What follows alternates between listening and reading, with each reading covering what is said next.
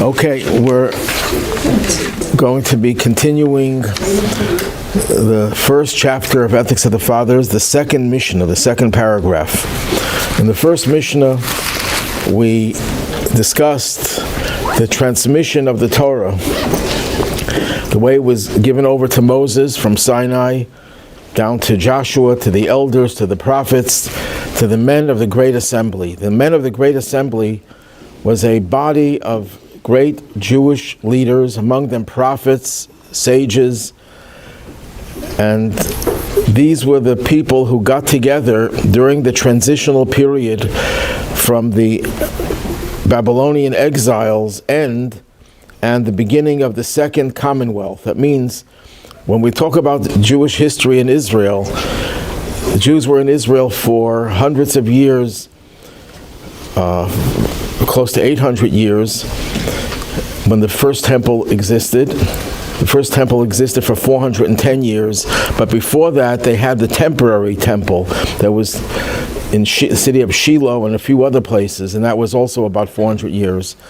After the 800 years of the first temple, the temple was destroyed, and the Jews were driven into exile by the Babylonian king, Nebuchadnezzar. And they were there for 70 years, and during that period, the Babylonians lost control of their empire to the Persians.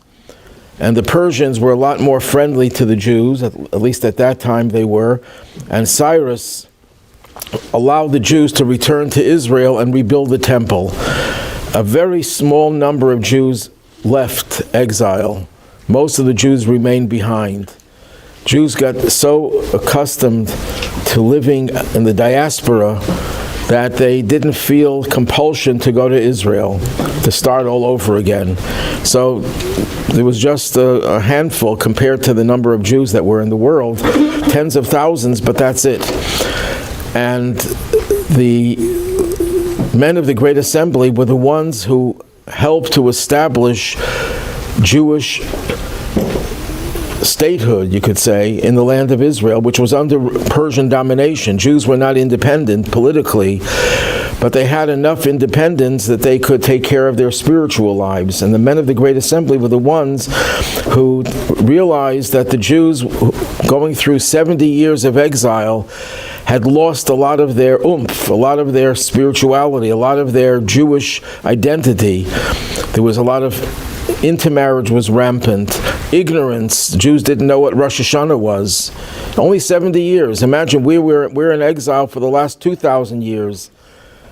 But in those 70 years, the Jews lost a lot, and the men of the Great Assembly were there to help restore Jewish consciousness.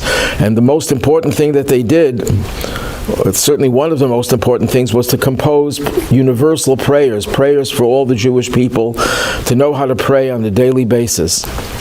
And they were the ones who were quoted in the first Mishnah. They said three things: be deliberate in judgment, don't be hasty in judging other people, especially if you are a judge. The second thing they said is you shall establish many students.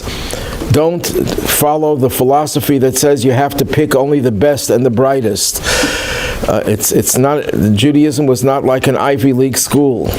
They didn't want that to be exclusive for only the top scholars and the top most brilliant minds. They wanted it to be open to everyone, because we couldn't afford to be that discriminating, only the top students, because we're living in a time, in a transitional period.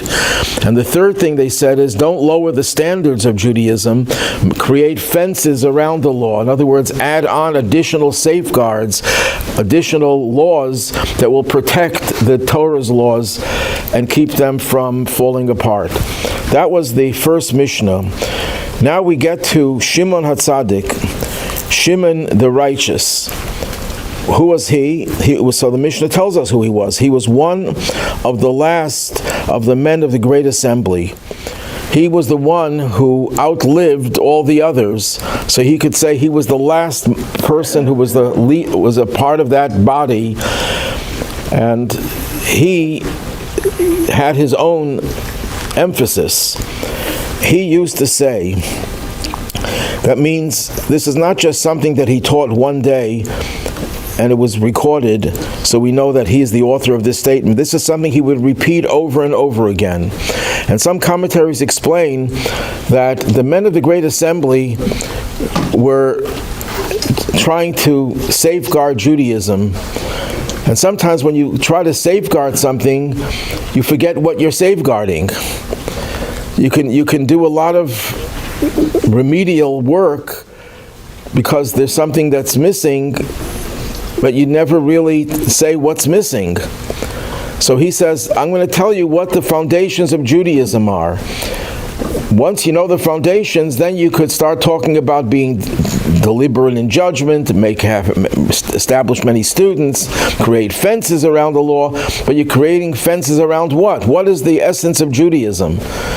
And he says the essence of Judaism is that the world stands on three things. What are the three things? Torah, that literally means the study of the Torah. When we say Torah, what are we referring to? Not just the 5 books of Moses. There's a lot of confusion about the word Torah, because in Hebrew, one word can mean many different things. There's a broader definition, there's a narrow definition. The narrow definition of Torah is the Torah scroll that's in the Ark, the 5 books of Moses that are written on the Torah scroll. So when someone says, we read the Torah today, they're referring to the 5 books of Moses. But in a broader sense, Torah refers to all of Jewish knowledge, not just that which was written by Moses, but also what all the prophets wrote, but all the sages transmitted orally from one generation to another. That's all referred to as Torah. So if someone asks you, did you study Torah today? And you say, well, I studied Mishnah, but I didn't study the 5 books of Moses. Your answer would still be, yes, I studied Torah.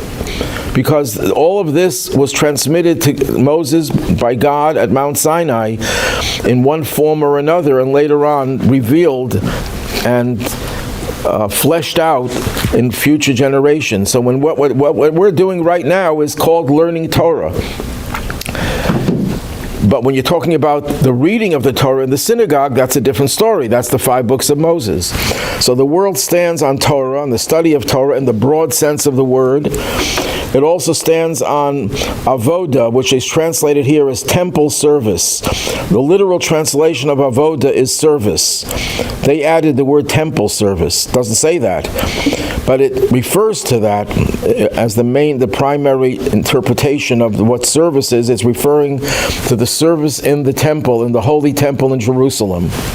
And the third thing is the practice of acts of kindness. The word piety is an accurate translation, but it's not really very accurate in this context. It's acts of kindness.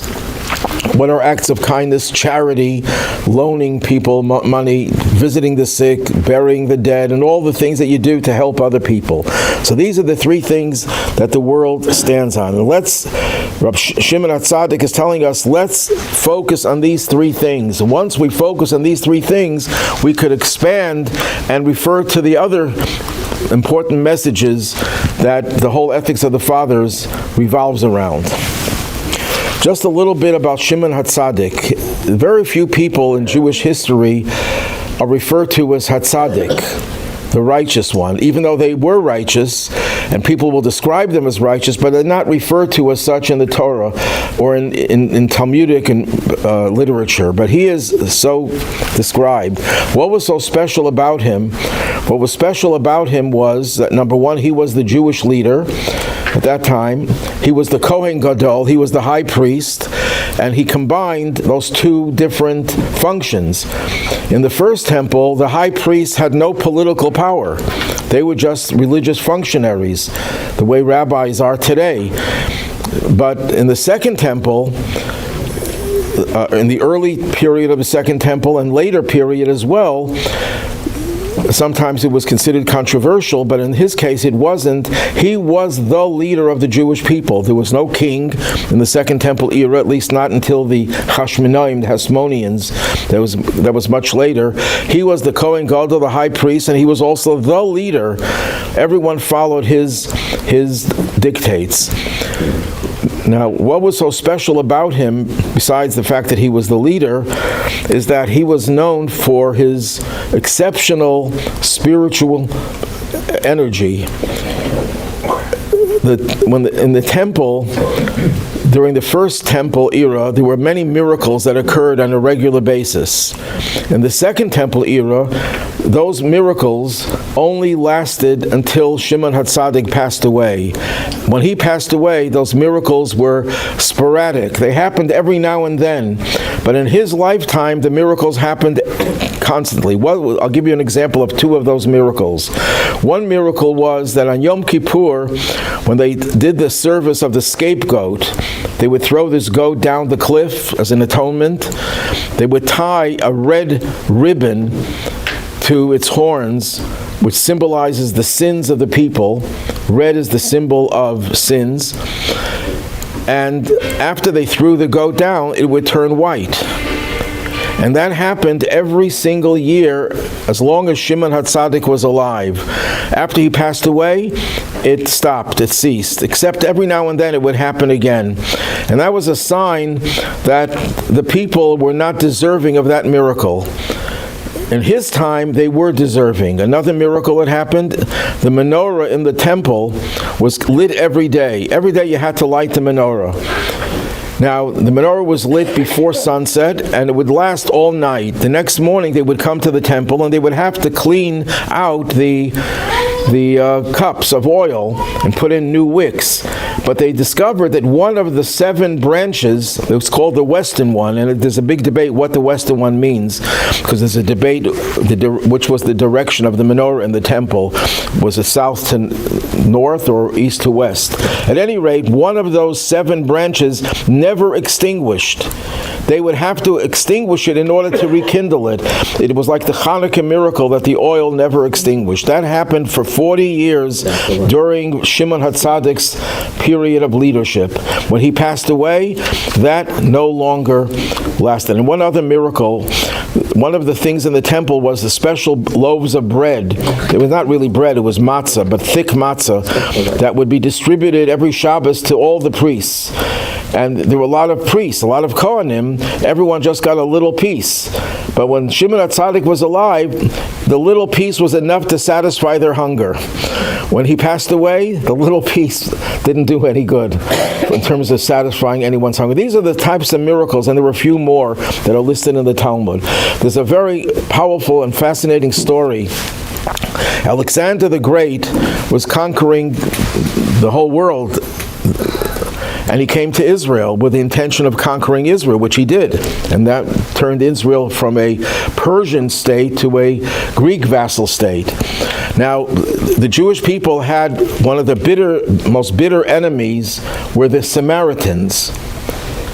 I think the term that is used in the non-Jewish Bible, the New Testament, the Good Samaritan, was a dig to the Jews, because these Samaritans were the biggest enemies of the Jewish people. They were not very good. And what did they do? They told Alexander the Great that the Jews are not loyal people. They were really anti-Semites, and he should destroy their temple, which he had in mind to do. Now, when Alexander the Great approached Jerusalem, Shimon HaTzadik put on his priestly vestments, and there's even a debate how he was allowed to do that. It's only allowed in the temple, but the Talmud says that in this case it was a matter of life and death, and he was allowed to do it. Was he a Kohen? He was the Kohen Gadol. He was the high priest. So he comes to greet Alexander the Great, and Alexander the Great gets off his horse and bows down to him. Wow. So the Samaritan says, no, he's the bad guy. He's the one you have to destroy. He is the leader of the Jews. You shouldn't bow down to him. He says, whenever I go out in battle, I have an image of a person who leads me in my successful battles and leads me to victory. And when I looked at Shimon HaTzadik, I saw that was the image that I saw in my visions, in my dreams.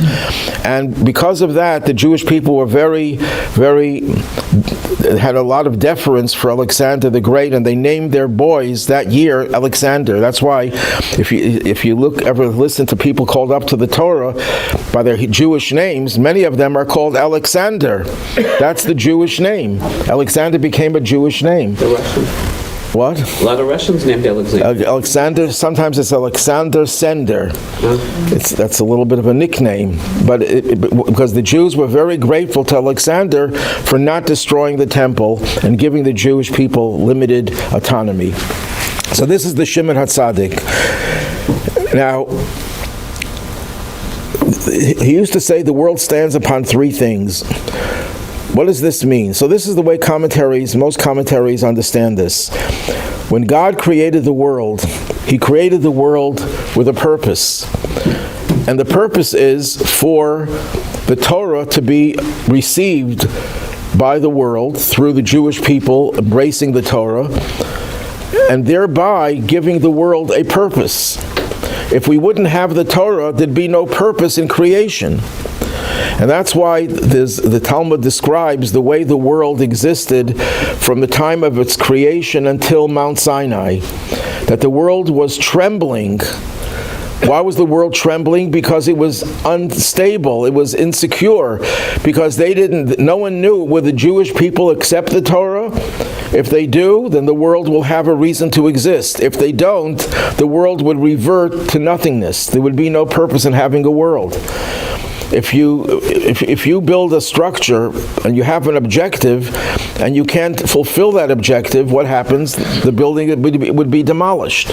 So Torah was the very purpose of creation.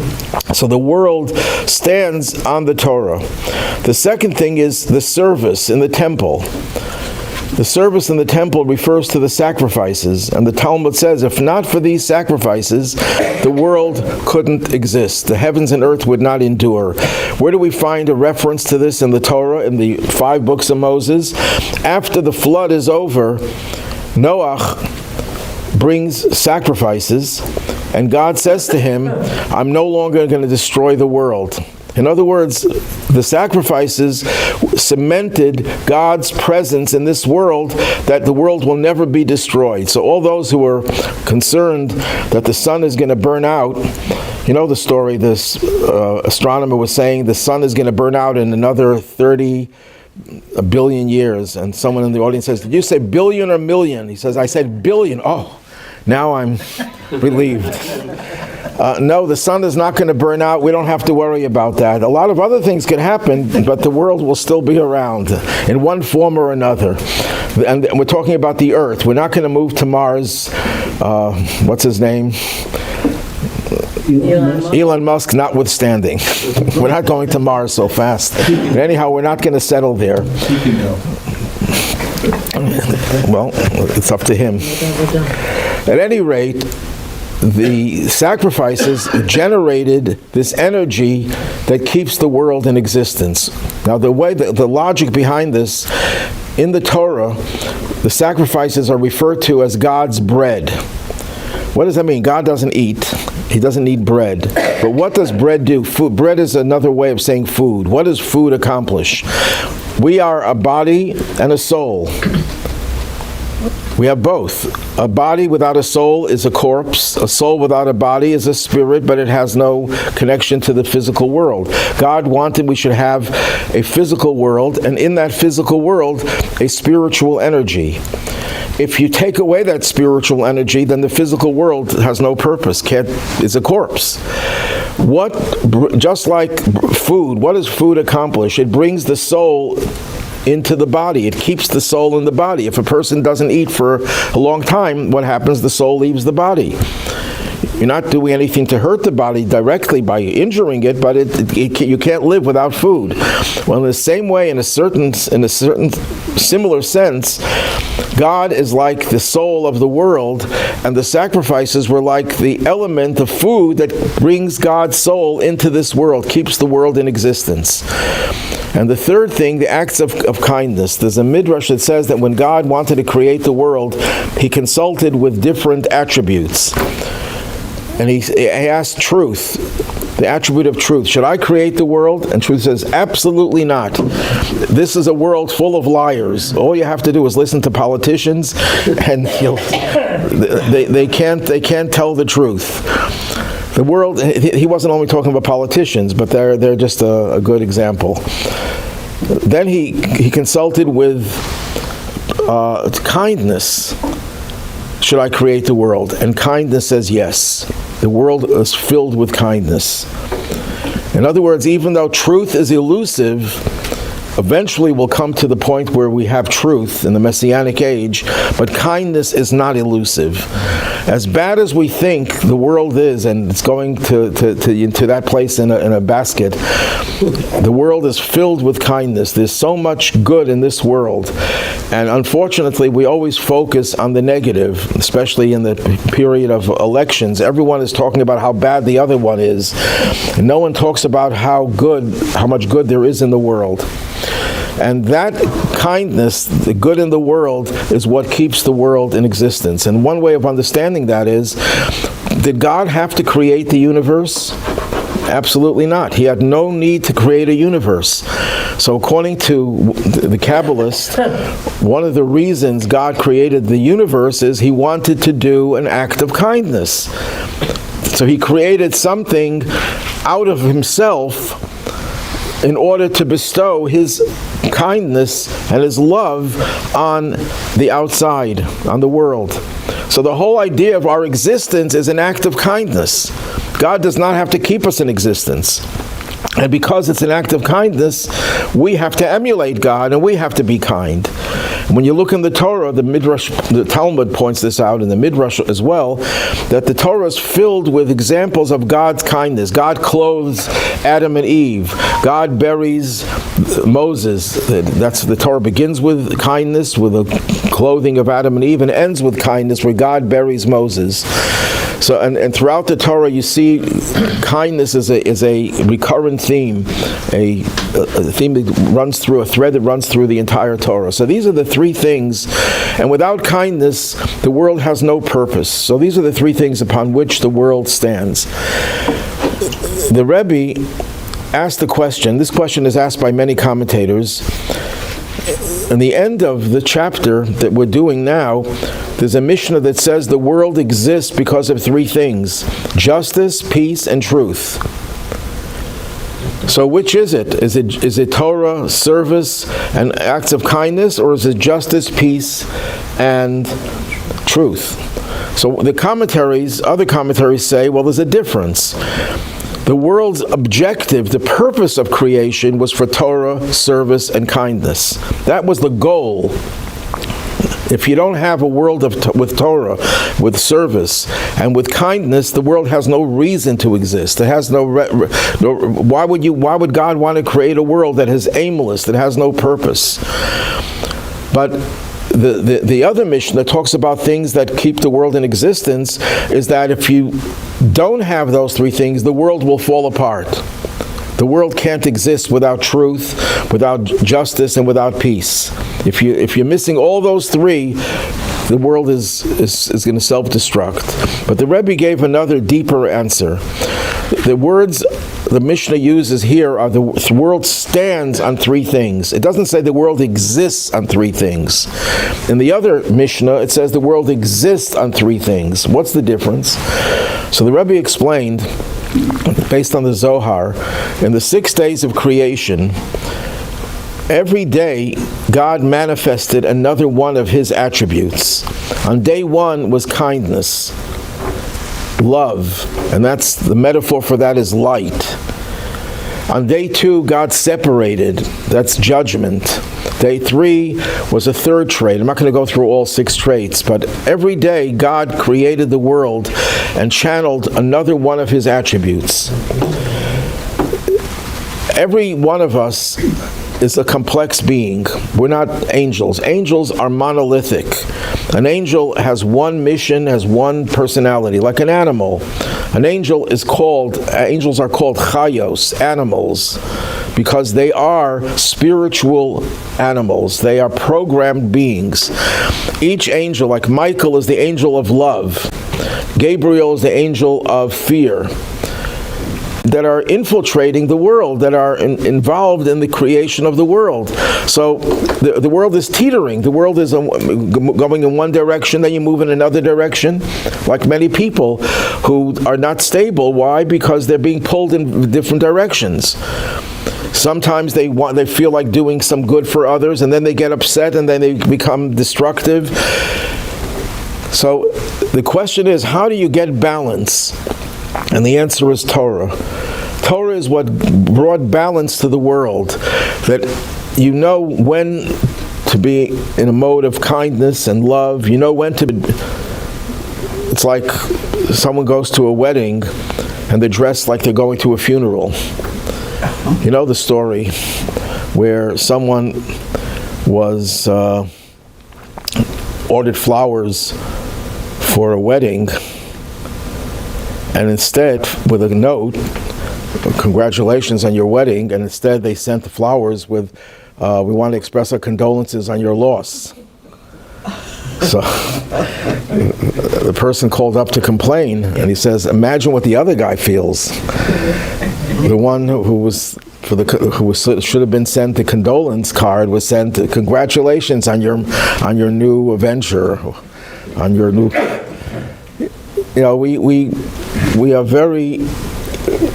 We don't know how to behave. Sometimes you're at a funeral, and I'm using that as a metaphor, and then you exhibit the wrong emotions. And sometimes you're at a wedding and exhibit the wrong emotions. People are not stable. Torah is what gives us stability. It tells us where, when, and how we should behave. But it's not enough to... It's not enough to have the knowledge, because if you just have the knowledge and your heart is not there, that knowledge is not going to help you. That's what service is. When we talked about service, we were referring to the sacrifices in the temple, but it also, in a more broad sense, refers to prayer. Prayer is called service of the heart. Prayer is what takes the ideas that you get through Torah knowledge and translates them into your feelings. You can know a lot about God through the Torah. You can know a lot about what's right and what's wrong. But if you don't exercise your feelings, your emotions, the ideas will remain in the world of ideas. And ideas are not enough. You have to translate those ideas into your emotions. And that's still not enough. You have to translate emotions into practice. And if you think about these three different kindness are your actions, yes. When you say emotion, so you have to translate this to music. Are you biased? Yeah. I'm also biased. Yes. That's question to you. So when a wedding, groom usually black dress and white short. On funeral, exactly same dress. So you say about have to be different dress.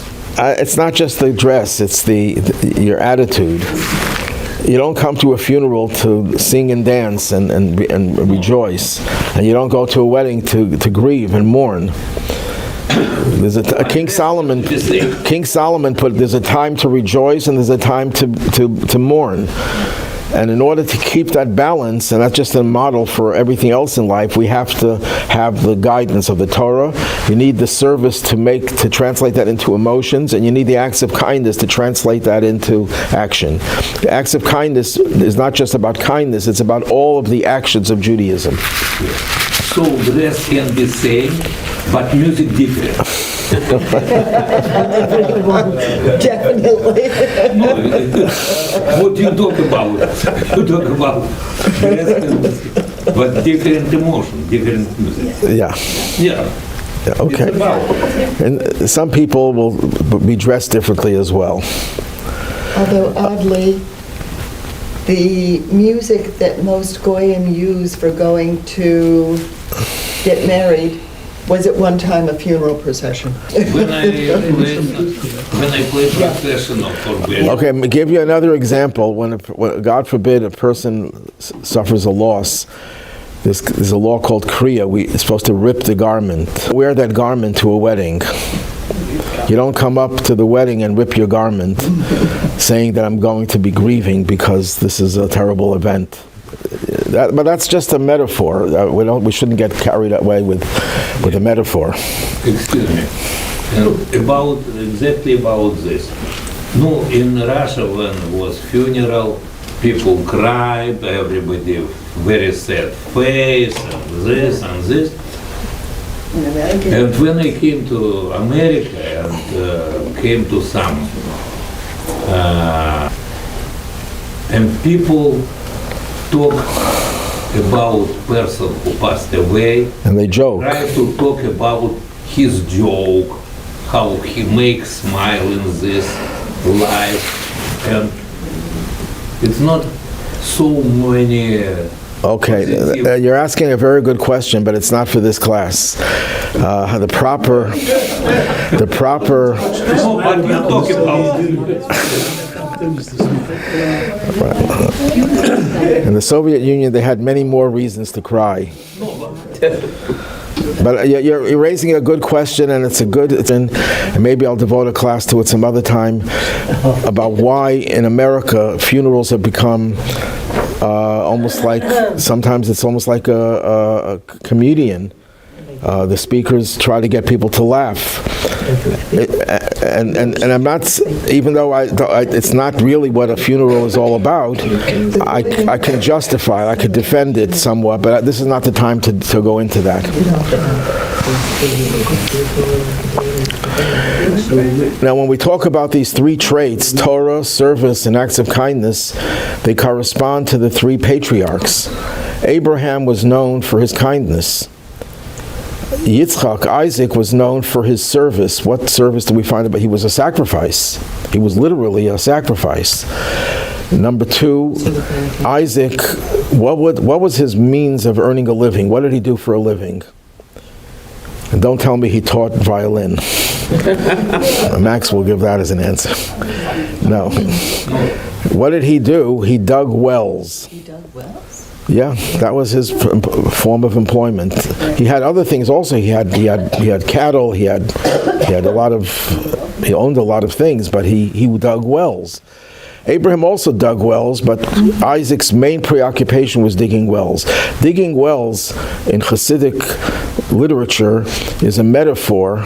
It means literally he dug wells, but it means also digging wells in yourself. Because we have wells of feelings that are covered up, that we can't express. Prayer is a time when we express those feelings. A person who can't express their feelings, and there are many people who have a problem, their feelings are occluded, they're covered up, that's not healthy. Many Jews who went through the Holocaust couldn't cry.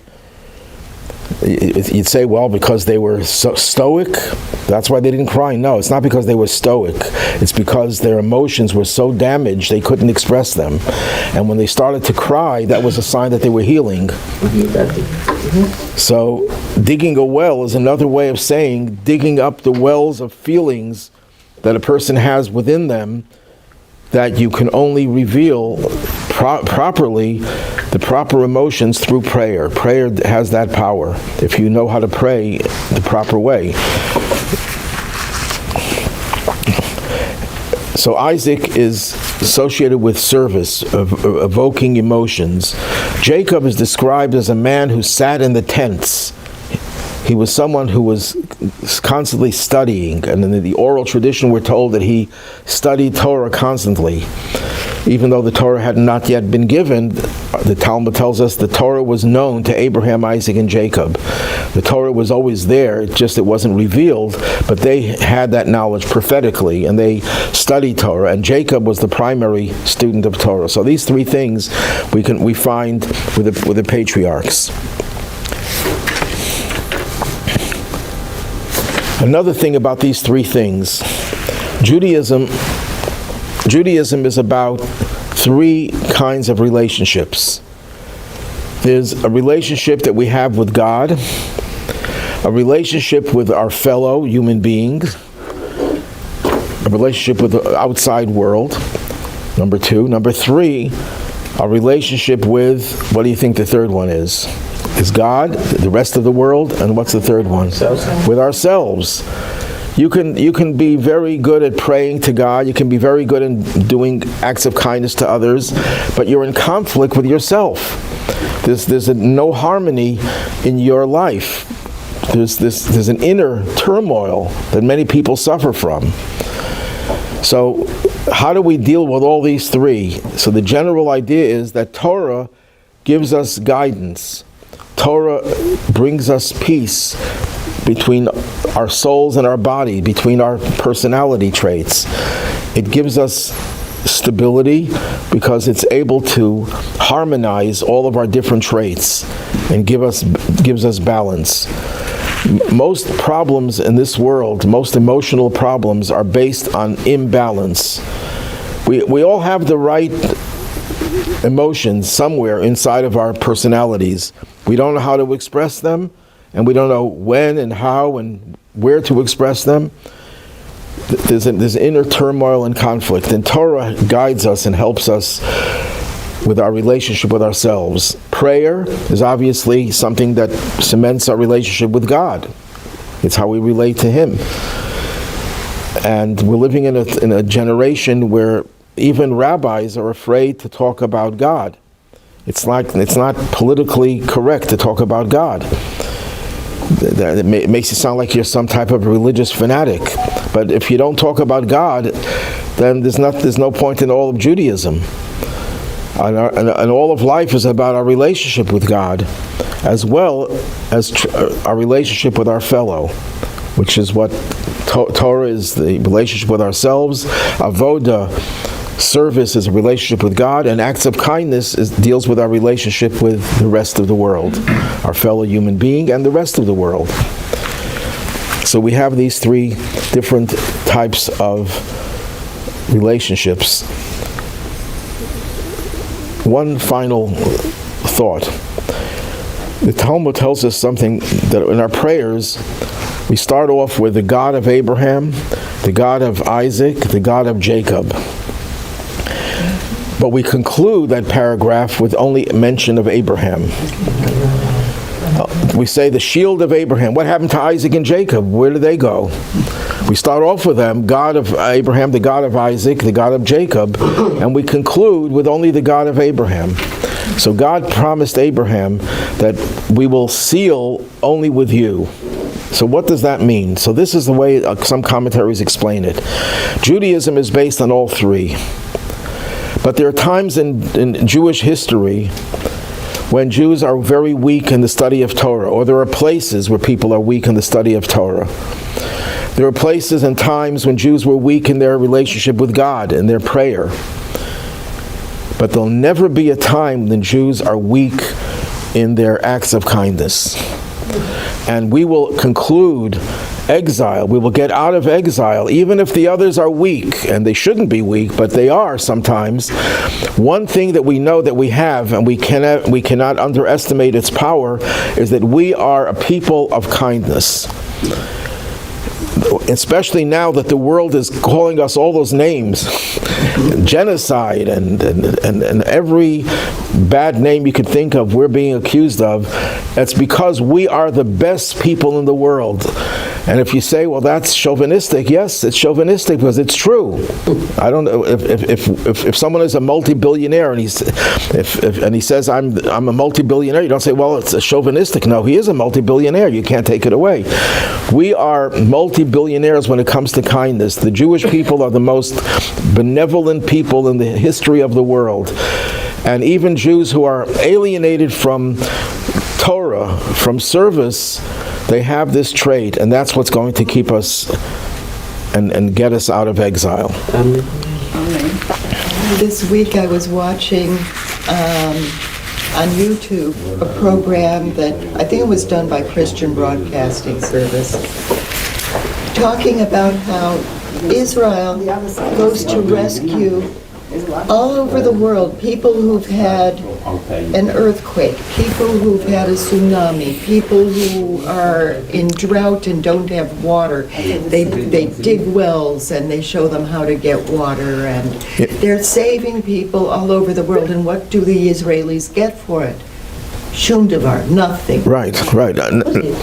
They don't report these things. When Haiti was experiencing its disaster, Israel got there first. They established hospitals. They did more for the people of Haiti than America, although America did help a lot. It wasn't reported. Yeah. They would say America's doing it in other countries. They would never single out Israel doing more than anyone else. That's the